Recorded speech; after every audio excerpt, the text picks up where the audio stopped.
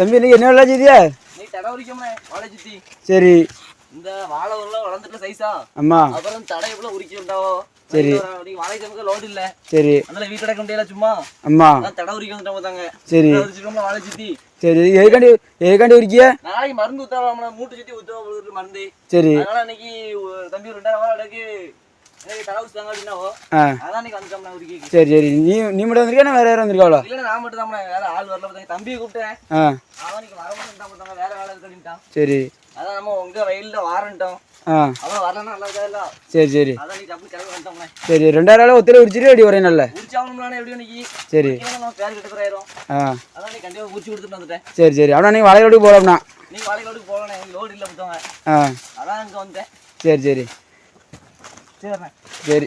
சரி முடிச்சிட்டு சொல்லி தம்பி சரியா? சரிண்ணே. சிந்தாம சாப்பிடுற பா ஒரு பருக்க தானேப்பா. ஒரு பருக்கையா? அப்படி சொல்லாதடா. இந்த ஒரு பருக்க ஏதோ ஒரு ஊர்ல யாரோ ஒரு விவசாயி நில